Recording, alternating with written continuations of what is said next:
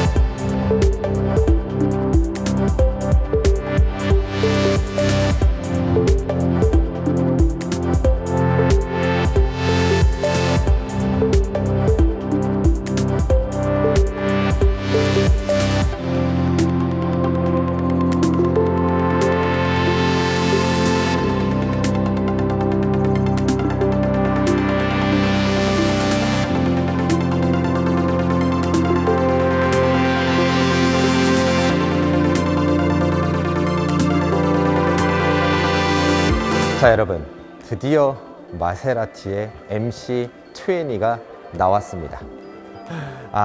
정말 제가 이 차를 글쎄요, 맨 처음에 이제 위장막 쳐져 있는, 그 다음에 이제 개발이 되어져 있다, 뭐 이런 것들을 본 게 한 1년 전이었던 것 같고, 이제 컨셉카로 나왔을 때 봤었던 것도 아마 그때쯤이었었던 것 같은데, 이게 지금 제 눈앞에 있다라는 현실이 믿겨지지 않는데, 사실 마세라티라는 브랜드가 저희가 조금 아쉬웠었던 게 하나 있죠. 그게 뭐냐, 마세라티는 아무래도 뭔가 이렇게 고성능에, 그리고 뭔가 이렇게 막 레이싱 이런 것들에 특화되어진 어떤 차량이 있다, 그리고 그러한 배기 사운드라던가 이런 거에 굉장히 특화가 많이 되어진 그러한 브랜드다, 이런 얘기들을 많이 하고 저희들도 그렇게 알고 있고, 그 다음에 삼지창 마크만 딱 봐도 가슴이 뛰는 그런 브랜드, 그리고 럭셔리 브랜드였단 말이에요. 아우디나 벤츠나 BMW 같은 그러한 일반적인 독일 3사와 조금 다르게 한 단계 더 위에 있는 브랜드 같은 느낌이 있긴 있었는데, 제가 마세라티를 타면서 굉장히 놀랐었던 점 중에 한 가지가 있습니다. 그게 뭐냐,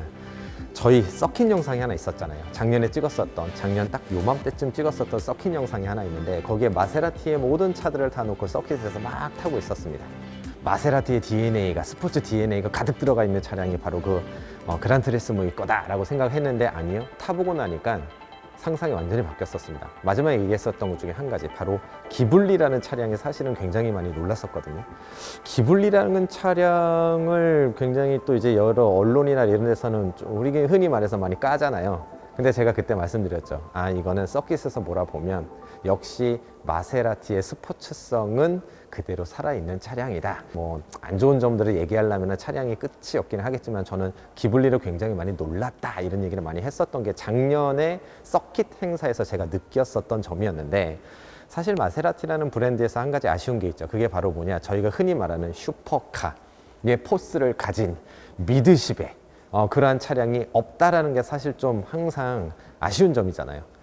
솔직히 말해서 뭔가 이렇게 저희가 레이싱카라고 말을 한다면, 그리고 또는 뭐 서킷이나 이런 데서 막 돌아다니는 슈퍼카의 포스를 가지고 있으려면 적어도 엔진이 뒤쪽으로 가야 되는 아우디에는 R8이라는 차량이 있고, 그리고 벤츠에는 GT, AMG GT라는 또 차량도 있고, 근데 마세라티에는 사실 그런 차량이 없었어요.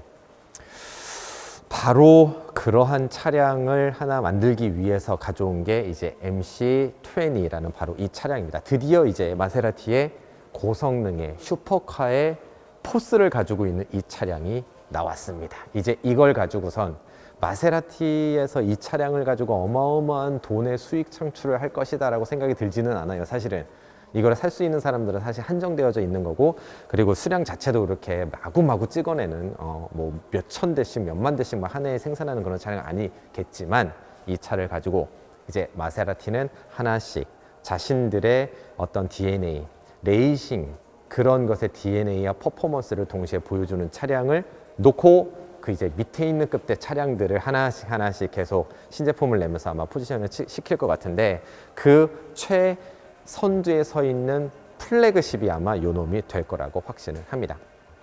근데 사실 제가 이 차량을 보기 전에 사실 저희가 조금 여러 가지 얘기가 있었죠. 마세라티는 페라리의 심장을 가지고 있다 이런 얘기들을 많이 해요. 물론 지금 나와 있는 뭐 기블리라든가 이런 차량들, 그냥 V6 엔진을 달고 있는 차량들은 그런 건 아니겠지만 8기통의 차량들은 아무래도 페라리의 심장을 가지고선 마세라티가 페라리의 심장을 달고 그 다음에 굉장히 어마어마한 또 배기 사운드 이런 것들을 가지고선 우리들을 굉장히 만족시켜줬고 뭐 이런 것들이 마세라티의 브랜드라고 한다면 페라리와는 뗄 수 없는 관계이다라는 것을 알 수 있거든요. 근데 예전에 페라리의 지금 로마라는 차량이 하나 있습니다. 페라리의 로마라는 차량이 얼마 전에 이제 출시가 되었고 그 차량들을 보면서 아 저거 이상하다 뭔가 마세라티 같은데 라는 느낌을 줄 수 없었거든요. 반대로 이 MC20는 요거 약간 페라리스러운데 뭐 이런 느낌을 줄 수 없었던 게 예전에 페라리와 마세라티가 서로의 이제 페라리 같은 경우에는 자신들의 어떻게 보면 엔트리급 브랜드로 하나를 만들겠다. V6 엔진을 가지고 하나의 어떤 뭐 환경 규제나 이런 것들을 대응하기 위해서도 하긴 하지만 페라리라는 차량에서 엔트리급 모델을 하나 만들겠다 해서 났었던 처음에 발표했었던 그 컨셉카의 사진을 보면 이 차량과 굉장히 많이 닮아 있어요. 근데 반대로 마세라티에서 이제 그란트리스모라는 차량의 후속작으로 뭔가 좀 더 고성능의 퍼포먼스를 부릴 수 있는 슈퍼카의 포스를 가질 수 있는 그런 차를 만들겠다라고 해서 얘기했었던 그 컨셉카의 이미지를 보면 사실 또 로마랑 굉장히 많이 또 닮아 있습니다.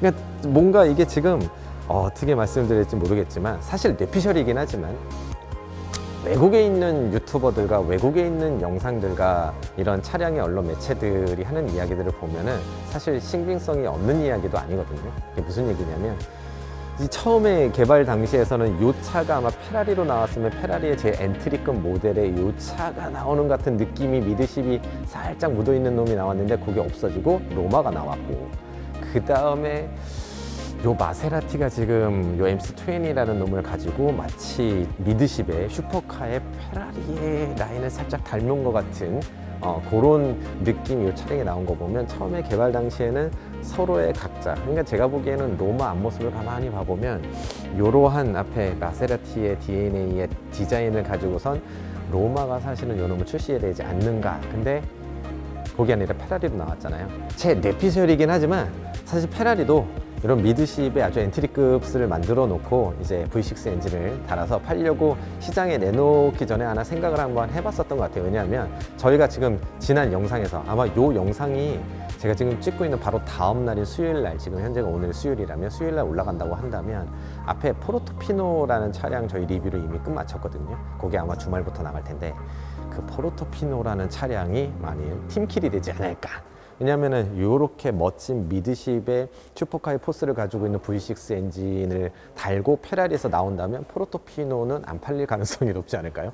그런 생각을 좀 한 것 같아요. 그래서 약간 로마로 방향을 살짝 좀 틀은 거 아닌가. 그렇다면은 반대로 마세라티는 더 좋죠. 자기네들은 미드십의 슈퍼카가 없기 때문에 이러한 미드십의 슈퍼카 그리고 V6의 완벽하게 새로운 엔진을 달고 나오는 이런 놈이 또 앞으로 마세라티가 가야 될 방향성에 있어서 어느 정도 방향을 정확하게 제시를 해주는 그런 차량이 아닌가라는 생각을 사실 제 뇌피셜로도 하고는 있지만 여러 가지 해외의 언론 매체에서도 거의 오피셜에 가까운 뇌피셜로 물론 오피셜로 페라리와 마세라티가 발표한 적은 전혀 없습니다. 그런 부분이 있기 때문에 살짝 지금 로마와 요 MC20의 관계가 마세라티와 페라리의 관계가 살짝 좀 묻어있는 그런 느낌이 든다는 것이고요. 그리고 또 한 가지가 있습니다. 이게 바로 뭐냐면 바로 이 차량의 우리 뭐 프레임부터 시작해서 뭐 샤시부터 시작해가지고 이 모든 것들이 전부 다 단 하나의 부속품도 어디서 같이 공동으로 개발한 게 없이 오로지 MC20만을 위해서 만든 놈입니다. 그러니까 진짜 뭐 저 안에 있는 뭐 버튼 하나도 전부 다 따로 쓰는 게 없이 얘 혼자 독자적으로 제일 중요한 것은 이 샤시와 프레임과 엔진과 이 모든 것들을 이놈 혼자 쓴다라는 거죠. 그리고 이것을 위해서 따로 개발을 했다라는 바로 그 점 독특하죠. 이거 하나만 있습니다.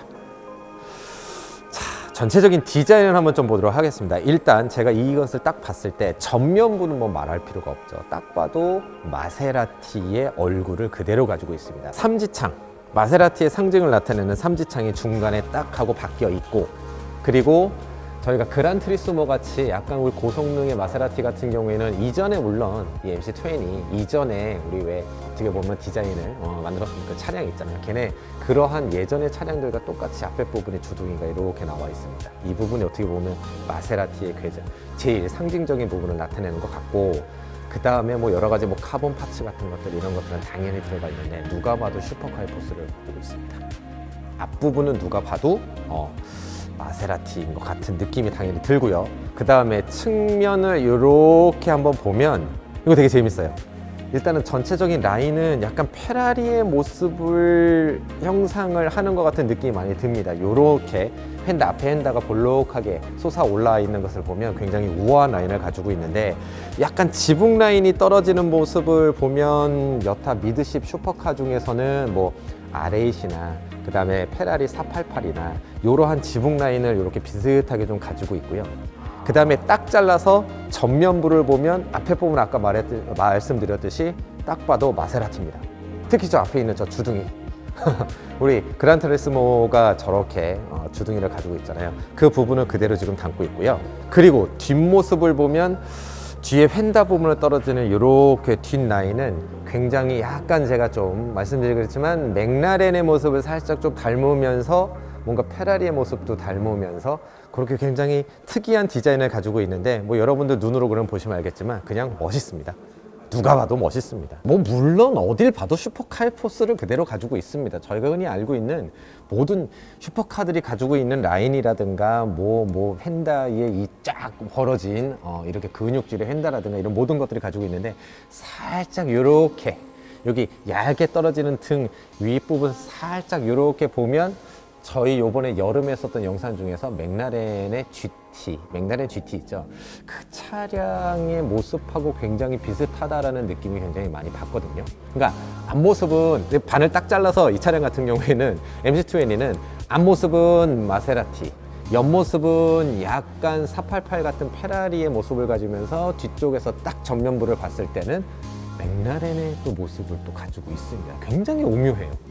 보고 있으면 있을수록 이 차량이 어딜 봐도 슈퍼카인데 이 라인들 어디서 굉장히 많이 본 것 같은, 그게 섞여 있는 것 같은, 그러나 전체적으로 봤을 때는 슈퍼카의 포스 플러스 마세라티니까 디자인은 굉장히 잘 뽑은 것 같은 느낌이 너무 많이 들고요. 그리고 사실 페라리의 느낌이 굉장히 많이 묻어납니다. 여러 부분에 걸쳐서 굉장히 많이 나요. 카본이 어떻게 여기서 여기까지 이어집니다. 그러니까 우리 뒷 범퍼라고 얘기하잖아요. 그러니까 뒷 범퍼가 그냥 카본이에요. 풀로, 통으로 카본입니다. 이 밑에도 있나? 여기까지 전부 다. 이게 지금 하나로 붙어 있어요. 그러니까 기본적으로 슈퍼카들 같은 경우에는 여기까지는 일반적인 어떤 우리가 말하는 그런 일반적인 이런 소재, 우리가 그냥 플라스틱이라고 말하는 그런 소재로 되어져 있고, 그 밑에 부분에 이제 리어 디퓨저라든가 스포일러라든가 이런 부분이 주로 카본이 되어져 있는데, 지금 이 차량은 여기부터 시작해서 뒷 범퍼에서 여기 번호판 플레이트가 붙어 있는 이 부분까지가 풀통 카본으로 되어져 있습니다. 이거 차 뒤에서 박으면 이거 통째로 갈아야 됩니다. 카본 같은 경우에는 뭐 AS가 이거 뭐 수리가 불가능하기 때문에 쾅 박아버리던가 쾅 찍어버리면 이거 통째로 갈아야 됩니다. 가격이 꽤 나가겠는데요. 자, 마세라티 MC20 바로 엔진입니다. 여기가 지금 엔진 룸인데, 일단 엔진은 저 앞에 있어요. 그리고 굉장히 6기 통이기 때문에 막 페라리 엔진 보면은 뒤에 빨간색으로, 새빨간색으로 쫙 펼쳐져 있잖아요. 그런 느낌은 아니고 굉장히 작은, 사실 저는 이제 R8의 심장을 10기 통을 맨날 보기 때문에 굉장히 커다란 것들만 보다가 저렇게 작은 걸 보니까 뭔가 이렇게 굉장히 귀여운 것 같기도 하고, 엔진 자체가. 그 다음에 이제 위에 있는 엔진 커버가 또 풀 카본으로 되어져 있는 것으로 딱 들어가 있어서, 뭐라 그럴까. 굉장히 귀여운, 하지만 성능은 귀엽지가 않죠. 600마력이 넘는 놈이기 때문에. 과연 저 엔진이 앞에 있는 이 배기라인과 어떤 소리를 내줄까가 사실은 굉장히 궁금한 부분이기도 하고요. 재밌는 거는 여기에 지금 트렁크가 있습니다. 여기 뒤에 부분에 맥라렌 GT 같은 경우에는 뒤에 부분에 트렁크가 있었잖아요. 그러니까 미드십 엔진이라서 뒤에 엔진이 있지만 엔진이 굉장히 작은 사이즈가 들어가 있기 때문에 뒤에 부분에 요만큼의 트렁크 공간을 뽑아 놨습니다.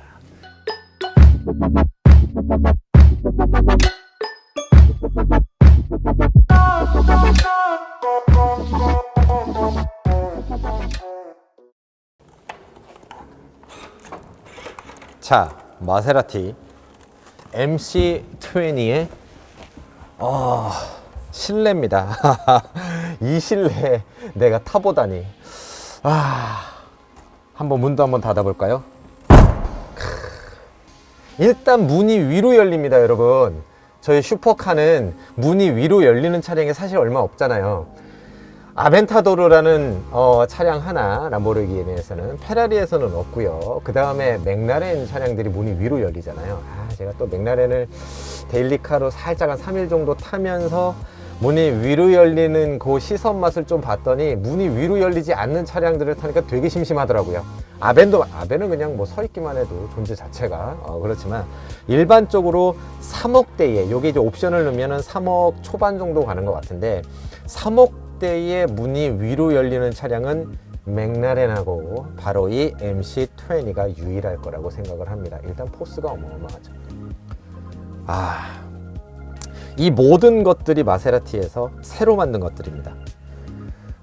처음에 딱 탔을 때, 저 지금 앞에서 이 차량에 대해서 지금 영상을 찍기 위해서 차량에 대해서 막 좀 알아보고 이거 하느라고, 사실 실내는 구경도 안 했고 실내는 영상으로만 봤었던 그 실내에서 지금 처음 들어오는 거거든요.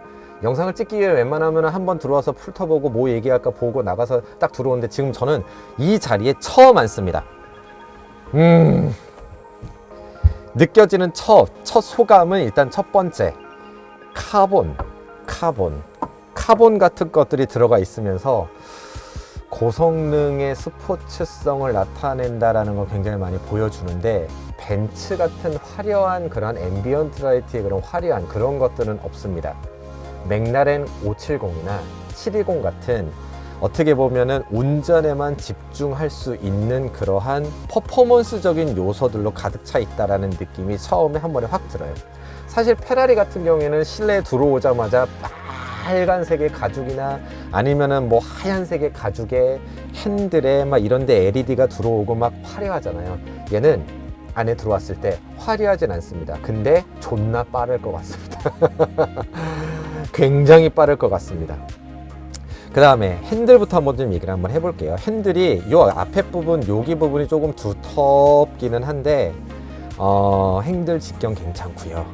무엇보다 이렇게 잡았을 때 손이 들어가는 여기 부분은 사이즈가 작아서 굉장히 좋고, 그렇게 뭐 두껍지도 얇지도 않은 정도, 저희 왜 벤츠 AMG 모델들 많이 타시잖아요. 딱 그 정도의 직경을 가지고 있는 것 같아요.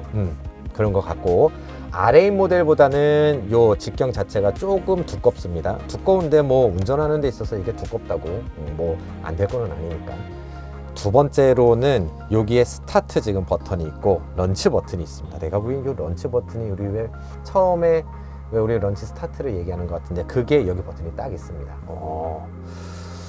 굉장히 엔진에 자신이 있는 것 같아요. 역시 F1의 기술력이 가득 묻어있는 엔진이라서 그런지 런치 스타트를 여기다 놨다는 얘기는 런치 스타트를 여러 번 써도 상관없다는 얘기거든요. 포르쉐처럼. 그렇다면 여기 있는 버튼을 가지고선 여러 번의 런치 스타트를 할 수 있다는 그 점이 본인들의 엔진이 지금 굉장히 자신감이 있다는 걸 이 버튼 하나로 설명해 주는 것 같습니다. 그 다음에 또 다른 점은 볼륨과 전하와 그 다음에 여러 가지 옵션을 할 수 있는 그런 버튼들이 여기 지금 있거든요.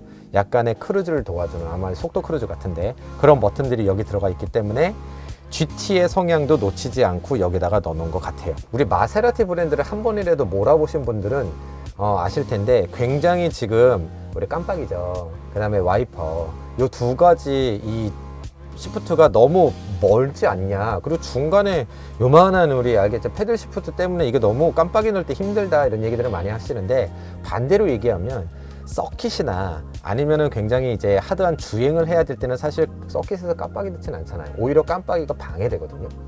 그랬을 때는 패들 시프트가 손가락만 딱 뻗었을 때 패들 시프트가 딱 닿아야 되는 부분이기 때문에 둘 중에 하나입니다. GT 성향을 만들기 위해서는 패들 시프트를 BMW나 벤츠처럼 요만하게 여기 조그맣게 넣잖아요. 그렇게 넣어서 앞에 있는 주행에 관련된 버튼들을 먼저 손에 쥐게 닿게 하거나, 아니면 얘네들을 멀리 만들고 패들 시프트를 큼지막하게 해서 페라리나 마세라티 같은 브랜드들을 보면 걸리적거려요. 뭐가? 패들 시프트가 뭐 넣는데 깜빡이 넣는데. 근데 다시 말하면 서킷이나 이런 하드한 주행을 할 때는 이게 더할 나위 없이 좋을 것 같습니다. 당연히 패들 시프트가 여기에 딱 하고 붙어 있습니다. 카본인 듯 알루미늄인 듯한 그런 느낌인데 아마 요게 나오면 카본으로 나오겠죠. 그런 부분이고, 스웨이드 재질들이 여기 천장, 그 다음에 등, 그리고 문짝 이런 데 들어가 있으면서 굉장히 고성능의 느낌을 많이 가지고 있습니다. 아무래도 프로토타입이라 이런 것도 따로 없어요. 이게 잠깐 요것도 크레이로 만들어 놓은 거네. 재밌다. 지금 이 차량은 안에 엔진도 없고요. 딱 껍데기만 지금 있는 부분이기 때문에 뭐 시동이나 이런 것으로 걸 수 없습니다. 두 번째로는 여기 지금 보면 스타트 버튼은 핸들에 있는데, 여기 지금 GT, 스포츠, 코르사 많이들 아시죠? 네. 그 주행에 관련된 GT 모드 거의 뭐 90% 이상 GT 모드에 넣겠고, 그 다음에 조금 빠를 때는 스포츠, 아주 과도한 성능을 필요하다라고 한다면 코르사 모드를 조작할 수 있는 조그가 여기에 딱 들어가 있네요.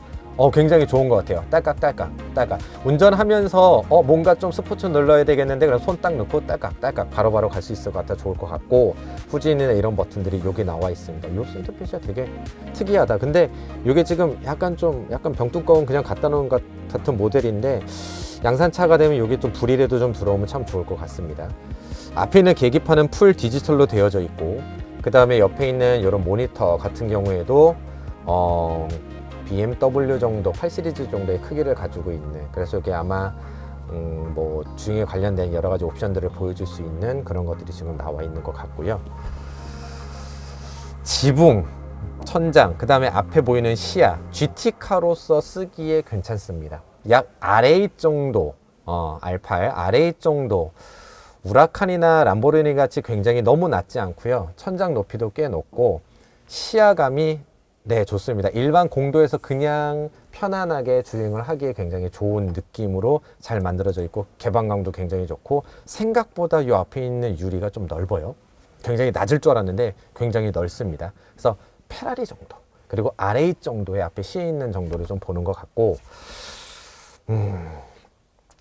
무엇보다 시트가 되게 마음에 드네요. 이제 AMG 시트랑 되게 비슷한, 저 AMG 모델 타시는 분들은 아시잖아요. 그러한 약간 스포츠성이 가미된 편안한 시트입니다. 스포츠성이 가미된. 이게 이제 풀 버킷 시트는 아닌 것 같고, 풀 버킷 시트는 이제 엄청나게 딱딱할 거니까.